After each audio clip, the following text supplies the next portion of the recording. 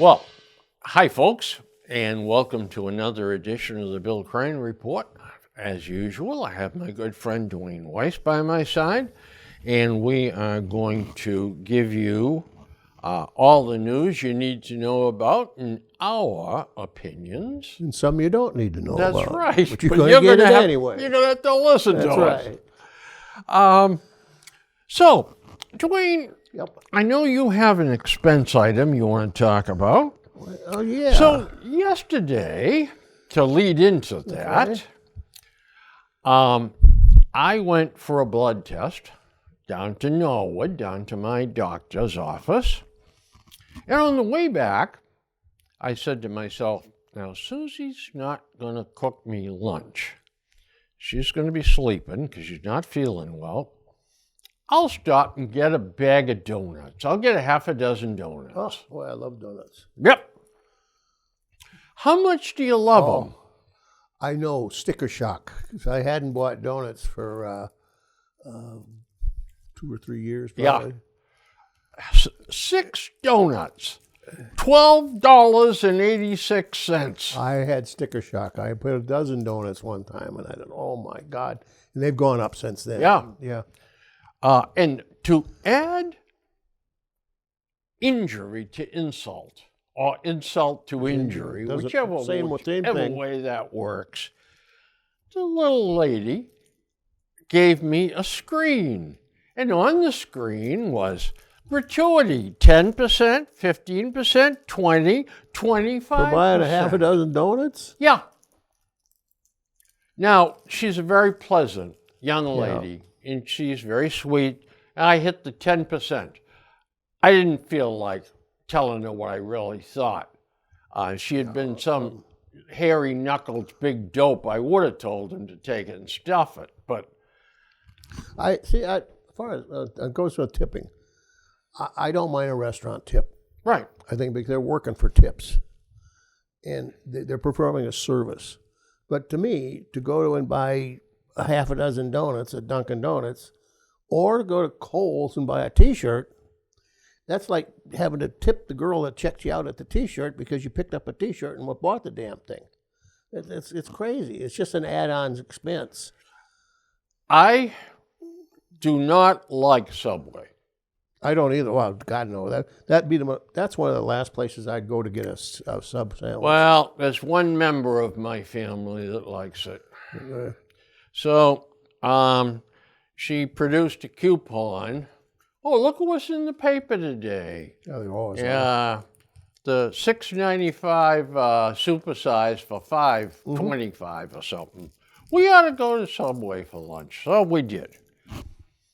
And then, so at the end of the line, the lady is plunking things on the bread as it goes along.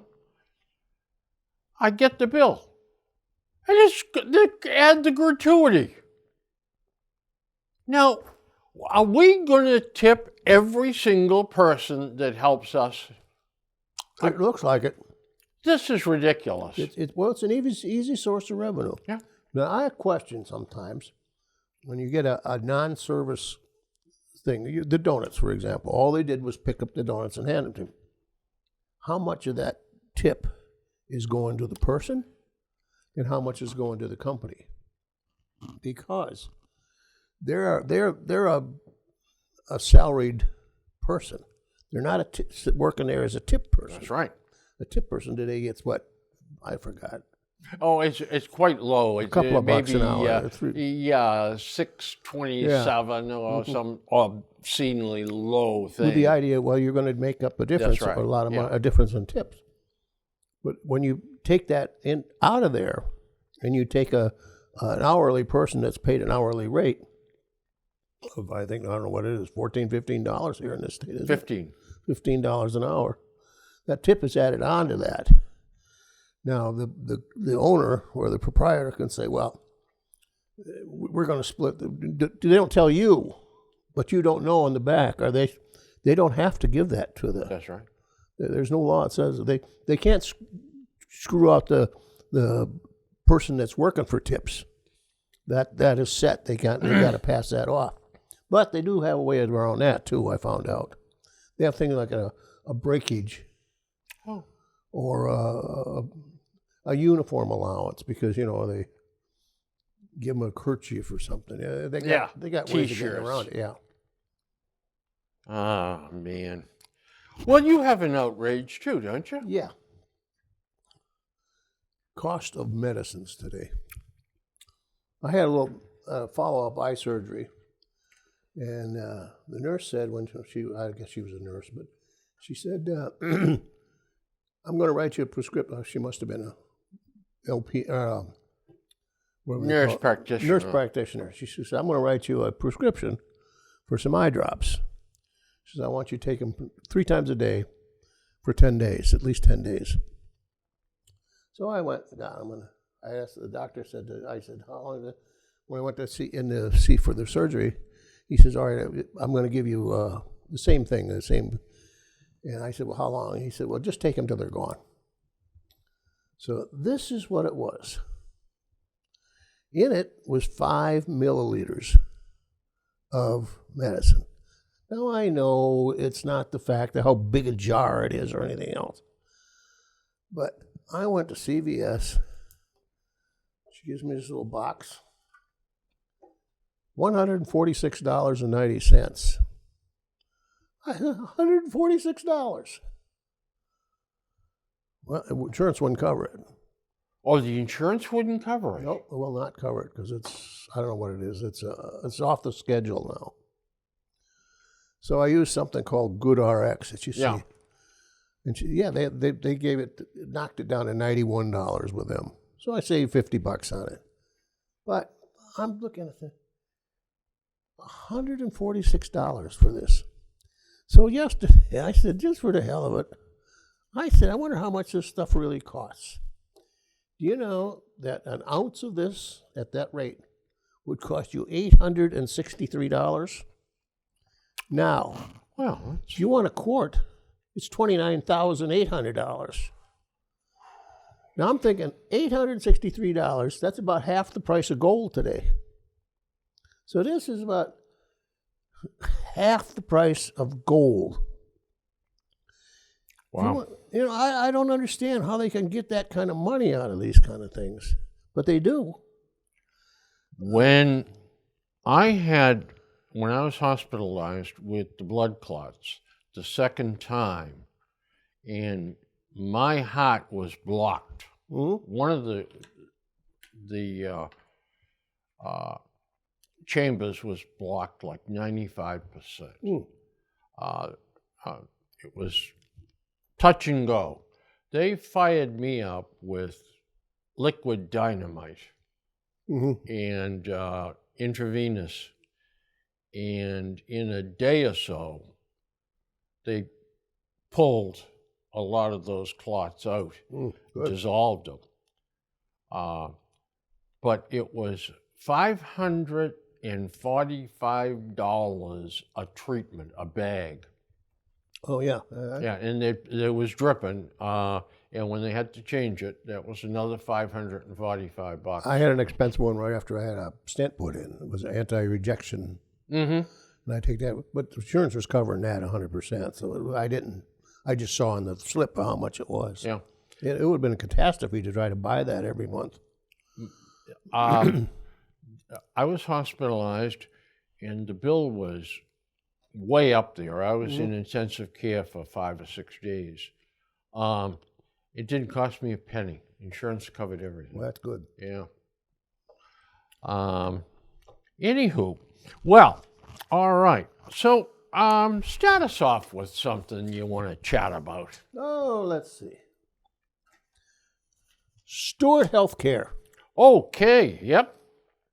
Be very careful, folks, dealing with Stewart. I deal with them all the time. All right. This is a personal now. This is not. I got other stuff on Stewart here. I want to ride on that boat. The CEO's yacht. Oh, I didn't see that article. $40-some million. We'll get to that in a second. My wife had a procedure about, I don't know, September, October. And our insurance you have to pay for certain things, like an MRI. Sometimes it's a $250 copay. Fine, I got no problem at all because we got Tufts Advantage Plus, and it's relatively cheap. So but you got some copays with it. We'll pay $51 a month for it. But so we've got no problem. She just says, give them the credit card. Well, they billed us twice. Bang, bang. So I said, oh, no problem. Just call them up. Tell them, you got a double billing here. Okay. They hem and they haw. Oh, yeah, we see it. It got put in 2 times. We'll write you a check. The 5th of the next month, we'll cut the check to reimburse you. Yep, came and went. Next month. Oh, the 6th of next month, we're going to cut those checks. Now it's the 5th again. Now it's the 7th of this month. Of going to next month. It's been 5 or 6 months. Every time you call, it's always the 5th or the 6th of next month. They have no intention of ever giving us back that $250. No, you're going to get tired of it. That's the whole idea. Yeah. And I even said, being the skeptic that I am, I wonder sometimes if they're not just because they're so desperate for finance right now, that they're not slipping in a double payment on a credit card once in a while. Certain of them could get by. I think there's a certain level of employee that might be instructed to do that. Yep. With instructions coming in the dark of the night from somebody they don't know. I don't say it is, but it's possible. Could be. Because I said to you, stop lying to us. If you're not going to pay it, just say I won't pay it. Don't say next month on the 5th. We said we've been through this thing over and over and over. Nothing ever happens. Well, we know, but we will. This next month we'll do it. Then next month is going to be it'll be the next month. And I said, when you get done with lying to me, then I'll turn it over just for some publicity to Channel 4. They get things done and all that kind of stuff, and I'll let the public sector here see about what you're doing. And I had to do this for her, but it's not fair to do it to the girl on the phone because she don't. No. She's just taking whatever she says has to do. She's just working for a living. We got off the phone. I heard that poor kid's got a hell of a bad job because people are just coming at you every which way, and she can't do anything about it except to reiterate the public. Well, anyway, in the paper, in amongst all their bills they're not paying, by the way, there are hospitals that the manufacturers coming in repossessing equipment and supplies out of Stewart's hospitals. Lovely. Because they owe them tens or hundreds of thousands of dollars. They're not paying anything. Well, it just so happens that the CEO has himself a little canoe, a $40 million yacht. Okay? Now, is that his personal property? It is his personal property. All right, so that's not a corporate. No, it's yacht. his. And I'll tell you how he got it. According to this, Brian McCrory in the Boston Globe, his article very well written, it seems that at one point in time, Dr. Ralph De La Torre, Torre, he was a well-known cardiac surgeon in one of the Boston hospitals. He got hooked up with a company that was part of Caritas, and then there's another one in there. Yeah. And the second one that got in there, he's one of the major shareholders. He's one of the major owners of that. Well, they did a little deal. They sold out a lot of the buildings and land that they owned, which that they had since bought Stewart, for $100 million. He is the principal owner of that company. They said it's coincidentally that's the same time he bought a $40 million yacht. He said in the meantime, this Stewart is now on the hook every year for millions of dollars in rent to the former owner. They just turned the money over when it came in as liquid assets.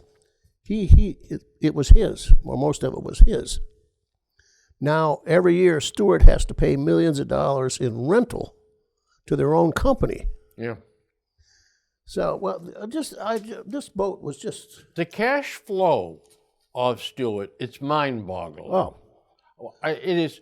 I tell you what, they ought to take Stewart and Boeing and put them together. yeah, They could destroy the world. absolutely. You know that Norwood's is dead in the water right now. They can't make up their mind. Well, the last I saw, or last month, the construction company refused to build anymore. They're owed so much money, they said no, they just walked off the job. Supposedly, Stewart got a cash infusion, That's what it said. and that's all going to be taken care of. Well, we'll see. We'll see. It's like my $250. Yeah. Well, this guy bought himself a little boat, 190 feet long, 6 bedrooms, holds a dozen people, a cabin for up to 15 crew. There's a library, a living room, dining room, gym, whirlpools. It costs $4 million a year to run it. Mamma mia. That's because you got 15 crew. Yeah. They have to have a salary, Yeah. and fuel. Insurance. That's right. Maintenance. You know, I'm a free marketeer. And what people do with their money, I could care less about. But there's something very obscene about something like that. Story. It is. That's the word. That's the correct word for it. It's obscene. Yep. I don't ever want us to become like Sweden, where, $2 million a year is the most you can earn. Yeah, I don't either. But with people homeless, that's another story too, because we're shooting ourselves in the foot. The with fact that he's got a $40 million yacht. Yeah. Now, if he had gotten this windfall some other way, not at the expense of a hospital system that's going broke, that serves mostly underserved people, Fall River, Lawrence, and then there's a bunch of them. They got some in Texas, that are. If he had hit Powerball for go for $600 it. million, Yeah. who the hell cares what he does with But it? here he's pleading poverty. Yeah. He's bled out $40 million just for that boat. That's not right. And 6 bedrooms. Yeah. How many bedrooms can you sleep in at once? I don't know. It's got this thing it's got the base and then 1, 2, 3, 4 decks on top. It's one of them huge mega things like the oligarchs got. I surrender. I don't know. You can understand now why some poor slob that graduates high school and he's flipping burgers at McDonald's for $15 an hour, how discouraged he can be when he sees something like that. Either that or it's the American dream, one or the other. Work hard and you can get a boat too. Or, his wife has a miscarriage or something and they're dunning him for $1,500, sending him to collection agencies and everything else, and Well, I have a canoe, an aluminum canoe. I bet he traded it. That was rescued up off of 495. Oh, really? It dropped? It was on the top of someone's car. It was a new one, fairly new one. It was in good shape. And it flew off the top at 65 miles an hour. Got hit by a truck and almost broken in half. Oh. So I had a chance to buy it for $40. Well, I figured it's pretty close to probably what the scrap value is, because it was a big, heavy-duty boat. And I bought it. a guy picked it up off of 495, and it was at his house. I said, "What the hell are you going to do with that?" He says, "I don't know, but probably sell it for scrap, I guess. I don't know." And I was looking at it. I said, I'll bet you I could put that thing together. Not with these hands, but. So I went over to see Wiki the Welder in Norfolk. I was going to say, you could take it to... Yep. And I told him what I had. And he said, "Bring it over." And I dropped it off with him. He said, "Come back in a week." I said, "Okay." And guess what it cost me? No idea. Another $40. $40. Yeah. So I get $80 in this canoe that was, at that time, was a $400 or $500 canoe. I mean, it was 16-footer, I think. Yeah, it's a good size. Yeah, 50. I know it's bigger than 15. And I've used it for 30, 35, 40 years. And I could still sell it for. See, all you had to do, though, what probably cost you more, is go down to Home Depot and buy Phil Swift's, whatever that magic stuff that he's selling on TV, that Flex Seal. Well, after all, he made a boat out of it. Yeah. But I thought that I was really on top of that's the a good world idea, with an $80 boat. Look at this clown. I don't know. I'd have to decide on the yacht or the canoe. I don't know. It'd be a kind of a toss-up. Well, I tell you, the canoe, I still have it. Yeah. And I also invested in a 13-foot fiberglass canoe for getting into tight spots and where the big war canoe wouldn't fit. Was this when you were trapping? Yeah. Yeah. Yeah.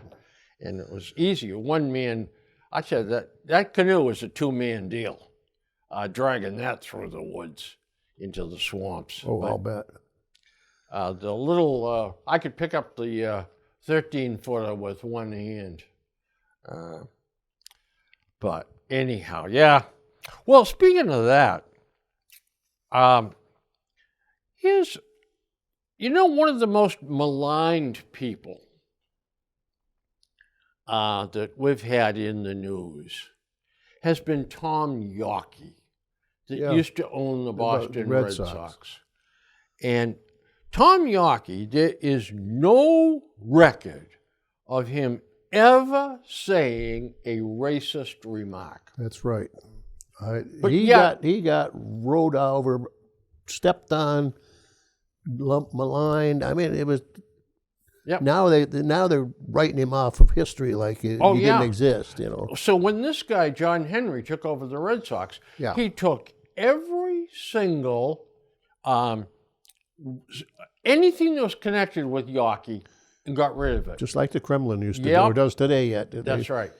And also changed the street. Street name. Yawkey Way, and put it back to Jersey the way it or was. something like that. Yeah. Jersey Street, yeah.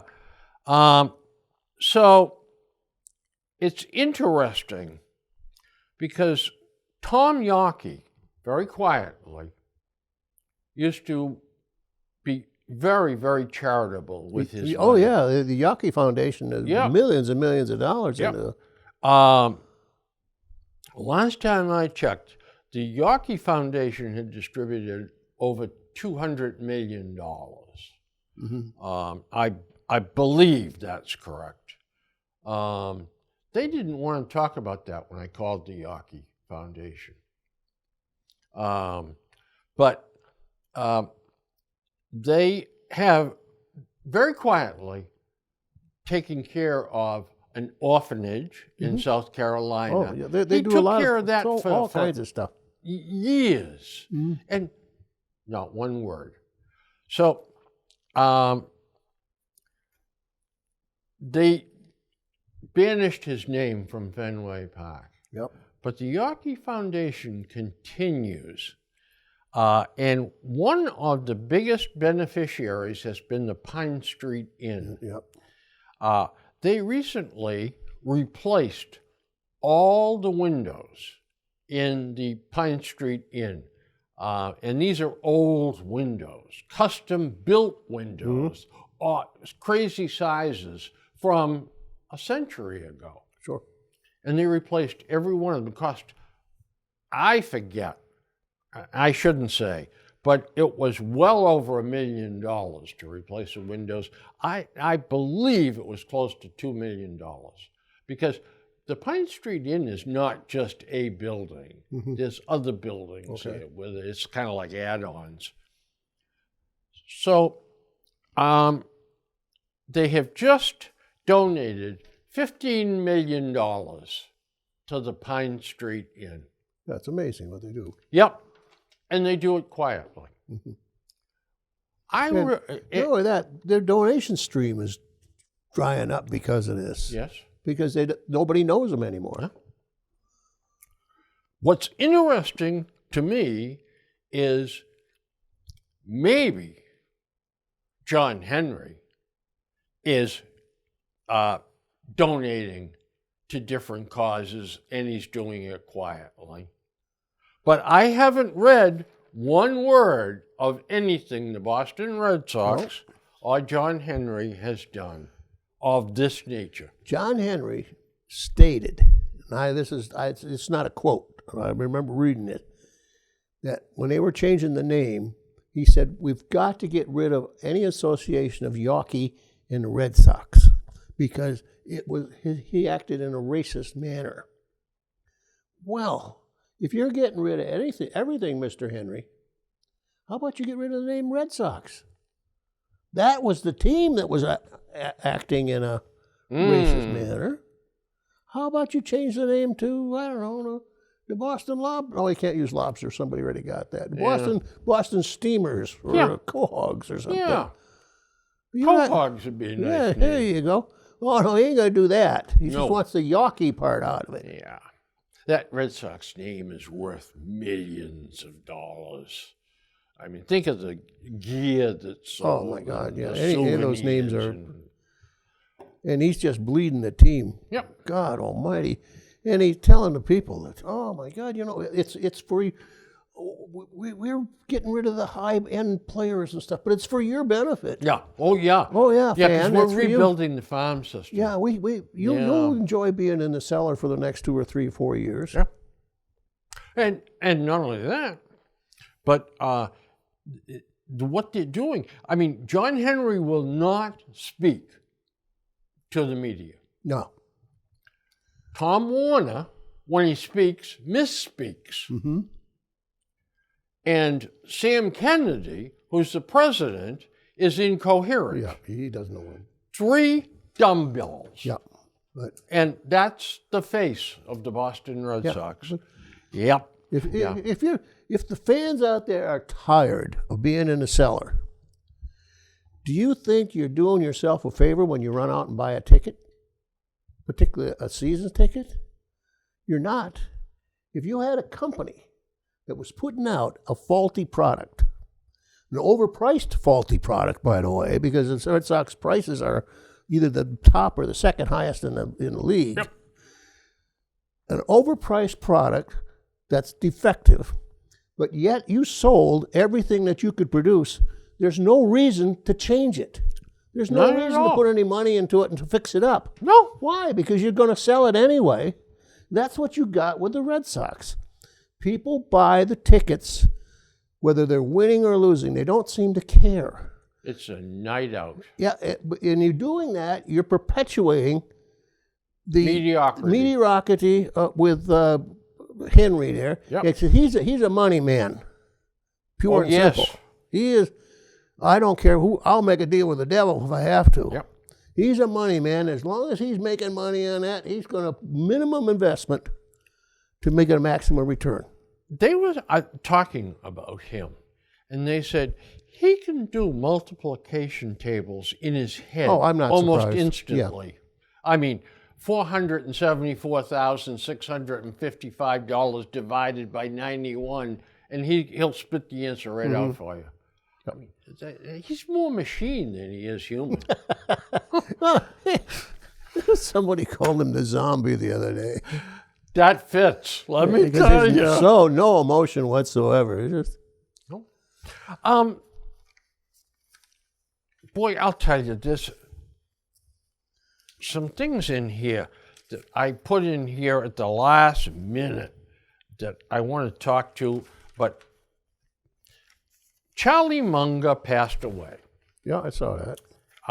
And he, of course, was Warren Buffett's partner Yep. at Berkshire Hathaway.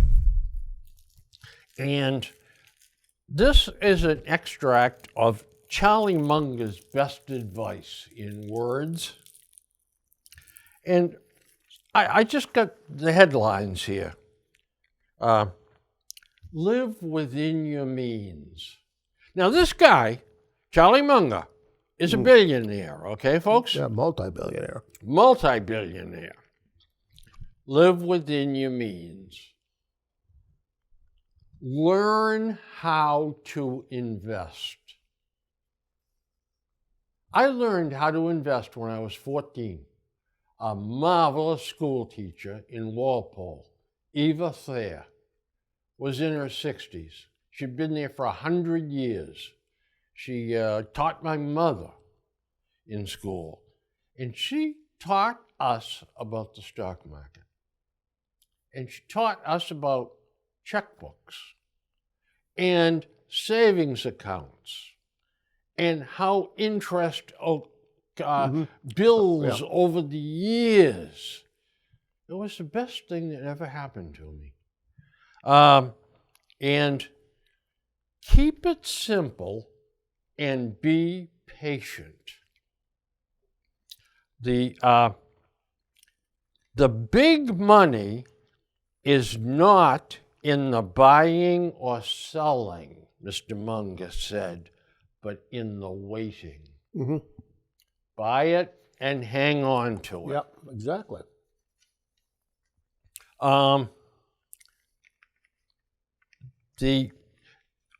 And manage your character closely. Mm-hmm. And reject envy. He said, if you're envious, it will destroy you. You'll make stupid decisions, too. Yes. And what makes capitalism work is the fact that if you're an able-bodied young man, if you refuse to work, you suffer a fair amount of agony. Because of that agony, the whole economic system works. You take away that hardship and say, you can stay home and get more than if you come to work, that is disruptive to our economic system. Of course it is. And, totally contrary. And look at today. Mm-hmm. We had all those people stay home because of the pandemic. Yep. Now they refuse to come back to work. No, they won't. That's But right. They found out that They want. And the last thing he said in this whole article that I thought was important, remember that reputation and integrity are your most valuable assets, and they can be lost in a heartbeat. Yep. I had a instructor when I studied to take the real estate broker's exam, Rocco Liberatori. And he said, I'm going to tell you folks something right up front. The first night of the course, it was like a 12-week course. You only have one reputation. Guard it jealously. Because if you lose that, you lose everything in this business. That's right. I mean, this is such common sense that I just feel compelled to talk about it every time I run into some of Charlie Munger's stuff.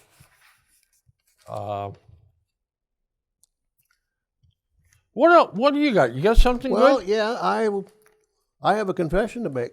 Oh boy. I got to throw my wife under the bus because she's involved in it too. We were involved in a fraud. Oh boy. Willingly involved in a fraud. Really? back years ago, we lived in Brockton.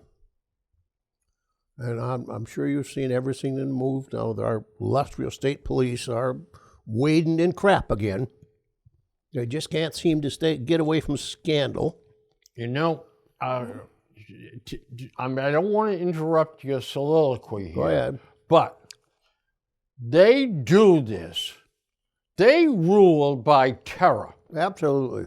Intimidation and They terror. are, without a doubt, the worst organization. Those stormtroopers. Yeah, exactly.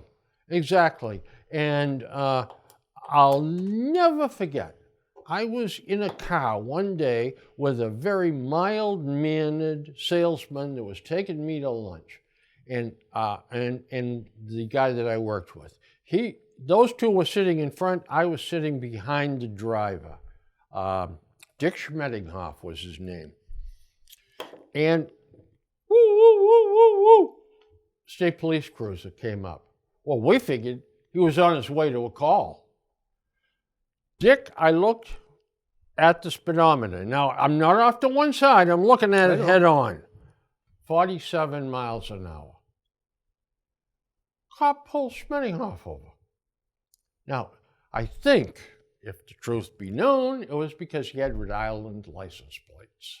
Probably had to make a quota. Pulled Dick over. And so Dick said, what the hell is this all about? Have I got a light out or something? So he opened the door to start to get out to talk to the cop. The cop screamed at him. Oh, they don't Put talk, his hand they on his don't gun. talk to you in those days, particularly. Yeah. They screamed at you. You get back in that effing car, or I will shoot you. You're going to end up with handcuffs. I'll take you in and slam you right in the goddamn cell. And he's screaming at I used to see him Schmettinghoff. operating at Logan if somebody pulled up. Yeah. You could say, ma'am, you can't stop here? Oh, no. It's just screaming and yelling at him. And You know, that day changed me from being totally 100% pro-police to, hey, listen, there are bad guys out there. I too. came with suspicion with him years ago when in fact, I think I've been on the road for, most of my life. And this happened local. It was up, I've told you this before. There was an accident on 128 down towards Braintree where it comes down the bottom of the road. And everybody came to a halt. And it was a new accident. It just happened up there. And we're all sitting there, dead in the water, because the road is, I guess there's a couple of cars up there smashed up or something. Comes this statey screaming down the road. And I don't know what he's doing. He's looking up or he's on the radio or something. All of a sudden he looks up and he sees everybody stopped in front of him. He comes squealing, slid right into the last car that was there. Ka-whoomp. You'd think they would be concerned about the people. No, they were not. You know what they did? Me, myself included? They tested everybody to see if one of them was drinking. Because they were looking for somebody that was sitting there to be intoxicated, or so they would take the onus off of the cop that just ran into the car stop. They would say, see, we got a drunk driver. They would kind of just you don't have to look at this. Yeah. Nothing to see here. Nothing Move here, along. so folks, yeah. Yeah. Well, anyway, again, we can go on that thing with the CDLs, and that doesn't surprise me at all. Because this kind of stuff's been going on in this state for years. We didn't know. When my son got a driver's license, and this is, oh God, pushing 40 years now ago. My kids yours aren't spring chickens either. No, in their 50s now. Yeah, 50s and mine are well. We had at that time, I don't know what they do now, but this was in Brockton. And he needed to get a driver's license. And he said, they came home and he said something about, well, the instructor, we had a private driving thing, school. He said, I don't know, it was either $125, $150 more. He said, he'll take me into the driver's instructor or into the DMV for a test and then drive me home. And I'm thinking, yeah, that's fine, because otherwise one of us would have to take a day off. Yeah. We'd have to, we had a company car he couldn't use and another car, so we'd have to tie up the other car. So for a day, said, oh yeah, okay, do it. So he comes home, gets the driver's license, and how was it? Oh God, he said, the driving instructor or the examiner got in the car, and he said, Mr. So-and-so, gave him a slip of paper. He said, okay. He said, I pulled out of the parking spot, went around the parking lot, come in, parked. He said, okay, you're done. He said, I'm done. And Craig said, I thought I failed.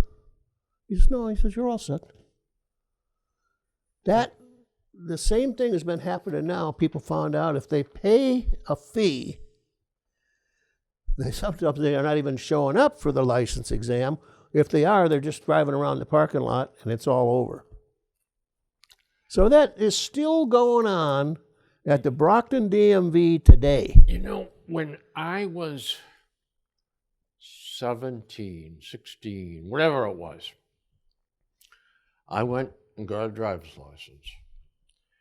And I never had driver's ed or anything like that. Hell, I was driving around the streets of Norfolk when I was 14 in an old pickup truck. And the police chief said to me, Billy, don't leave town, that's all. Stay in Norfolk. We can take care of things, but don't leave town. And so I came of age to get a license.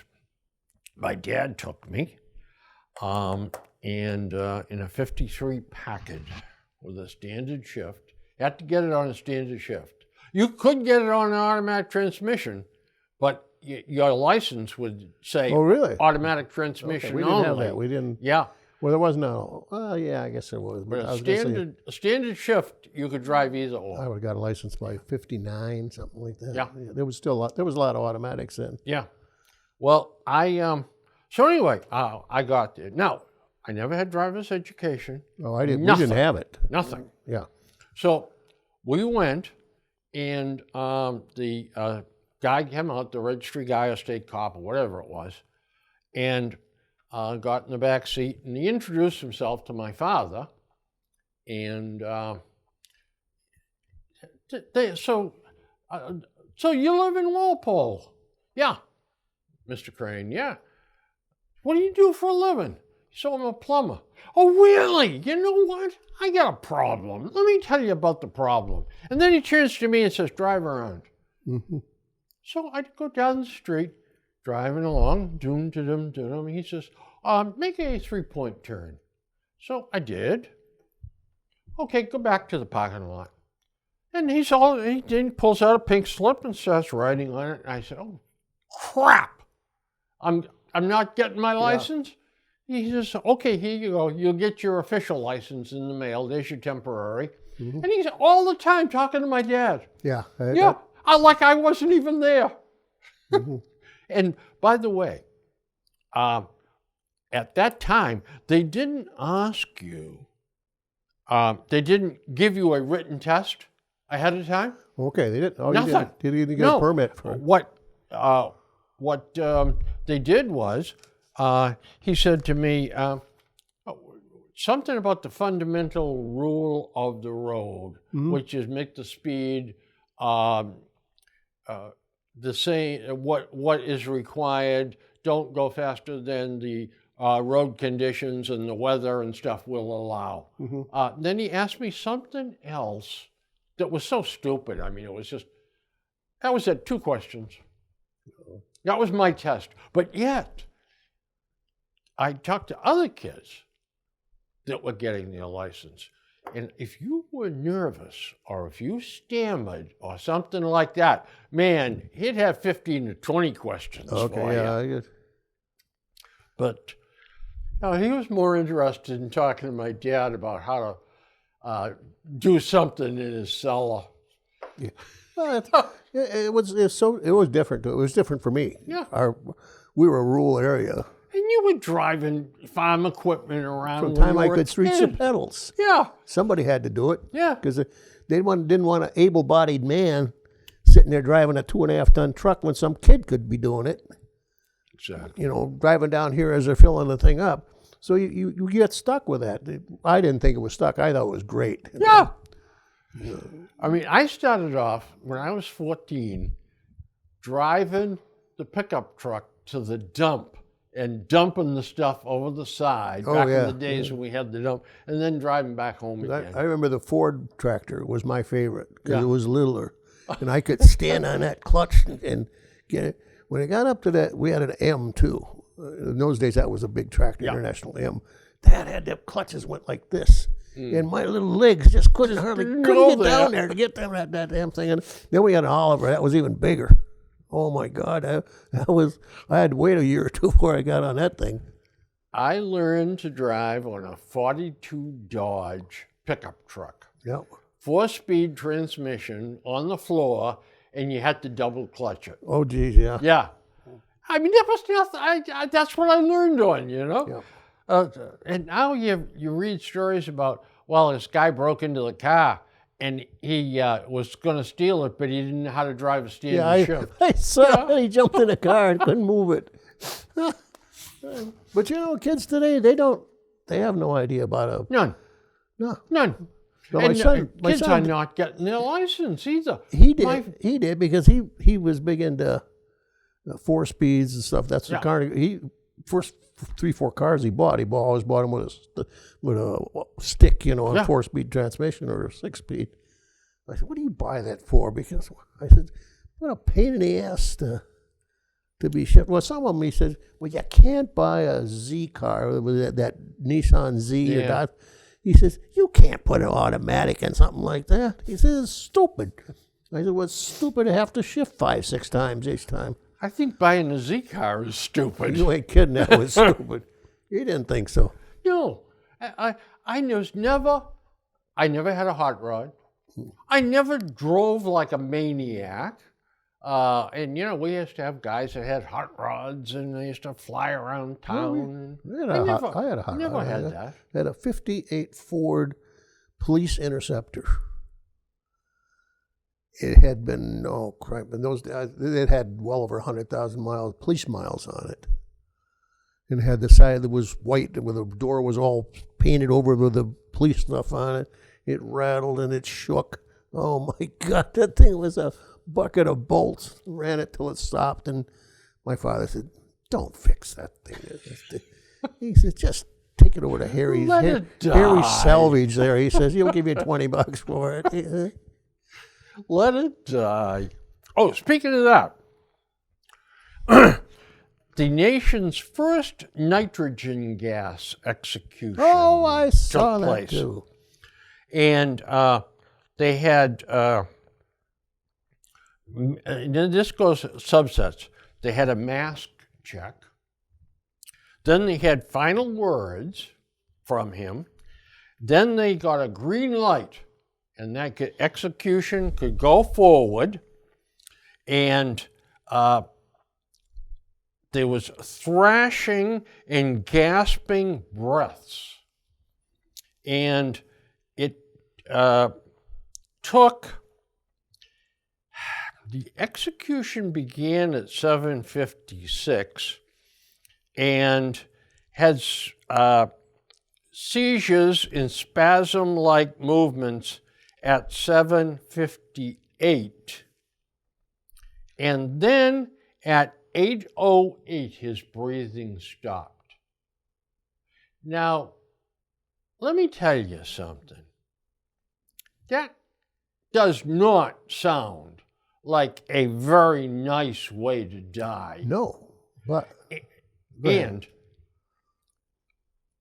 there is a much easier way to do this, and it's called the firing squad. that's One right. shot to the heart, Boom. and your brain stops. Even You're that. dead. Now, I read a thing on that. that was one description, and the state's description was totally different. Of course. It wasn't. This was some organization that was anti Yep. death penalty thing. But that aside, you've had anesthetic. You've had surgeries. What do they do? They the last time I had it, Yeah. they said, Mr. Crane, we'll give you the mask now, and we're going to put you under. Start at 100 and count backwards. How far did you get? 98. 98. I got 97 or so. Yep. Boom, you're gone. You're gone. So what is the big deal? Once they put you out, they could cut you off piece by piece, and you wouldn't know the difference. Once they cut you off, put a bullet in you, Or and do it's anything. over. The last time I had it, they gave me fentanyl. First of all, I said, fentanyl? Yeah, he says, we use fentanyl for years. He said, it's always been a very effective anesthetic. Yeah. And he said,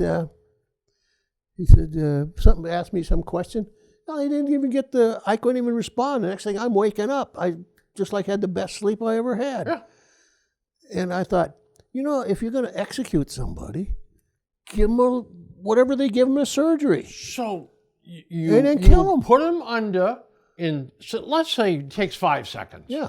Okay, you put them under, and then there's stuff like, you read about liquid nicotine Yeah. that on your skin almost immediately kills you. Yeah. That's right. So once you put someone under, you take that Okay. stuff, 10 bill. We're Yeah. about 8 now. you take that stuff and give him a hit, Yeah. it's gone. He never knows it. Never feels it. That's right. There's so many ways of doing this. Why do you have to make it such a big... A big song and Yeah. dance. I don't understand that to save my life. Now we have another crisis. Could always put them in a wood chipper. Yeah, that's good too. Oh, yeah. Now, as our program gains stature, people look to us for hard-hitting opinions. Oh, my God. It is a chore sometimes. To escape. Yeah. Just even to get in here into the studio with the pots of paparazzi and the fans out front. And the women. Oh, my God. Tearing at your clothes. It's terrible. So we're faced with another crisis here in Congress. Some doubters in the control room. Oh, dear. And that's the car industry is discontinuing AM car radios. Oh, I did see that. Yeah. So Congress is getting involved. I mean, can you think of a bigger group of cement heads to decide this? Anything like that. Congress is going to decide it. There was I forgot what the reason too that Is they don't want. emergency broadcast That's right. is on AM, AM. yeah. Yeah. And not And only I think people like some things like that GM's thing that they can broadcast into the cars uses something with the AM too. yeah. But that can be changed. Yes, of course it can. But to me, I mean, how much money does a car manufacturer save by deleting the AM part of the radio? I mean, is it 20 cents, 30 cents, 50 It's cents? minuscule. I mean, But I did read one time that as expensive as an automobile is, the bean counters or accountants and stuff, that when they go into they want to make a $5 change on a $30,000 automobile, it's a big deal. yeah. Yeah. I would see. I always thought the guy say, "Yeah, $5 more. Who cares?" Yeah, I mean, really. So anyway, I mean, bottom line, I can't think of a body more ill-equipped to handle You're right. this Exactly than right. Congress. Yeah. The oldest person in the United States celebrated her birthday the other day. Yep. She's 116 years old. It's Edith Ricagno Keenan Ciccarelli. of Willits, California. With a name like that, you got to be old. Yep, 116. So my question to you is, would you like to live to be 116?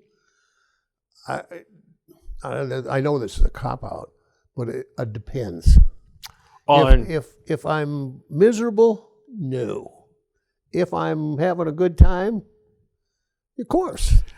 I think it depends on my health, physically and mentally. Yeah. That's the answer, and it's the only intelligent answer. If I get up in the day and afternoon and I still want to read and have a couple of snorts of Jack Daniels, fine. Yeah. Yeah. But if I'm laying there and full of bed sores and hurting and delusion, no, I don't want to. Change it. I like it. The idea too of time to change your diaper, Yeah, Bill. exactly. Yeah, that would be great. I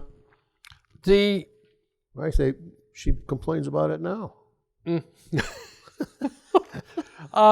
By the way, the smartest man in the world. Well, that's his own. They haven't met us yet. That's right. or tested us yet. By the way, have you ever had an IQ test?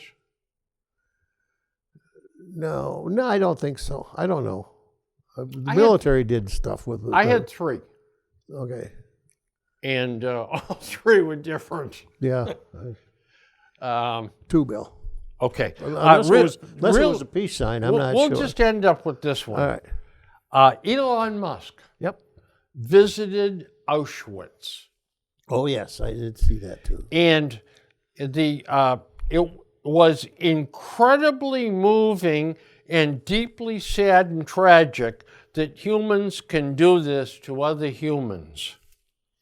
The smartest man in the world was a doubter until he went to Auschwitz and saw us. Yeah, why did it take that? Exactly. Yeah. I mean, the body of evidence is insurmountable that happened. Yeah. I just thought that was a very odd thing for him to have said. But I guess what the hell else are you going to say after being there and seeing that? And he is a person that no matter what he says, it's going to get quoted worldwide. Yep. It's just boom. Yep. Sort of like us. Yeah, exactly. Exactly. Well, all right. I guess we have wound down to the end of the first half of the show, folks. So this is that little point in time where you get to hop up and hit the head or get a couple more cans of Budweiser or some popcorn and come on back. So we'll take a brief stop here and then we'll be right back.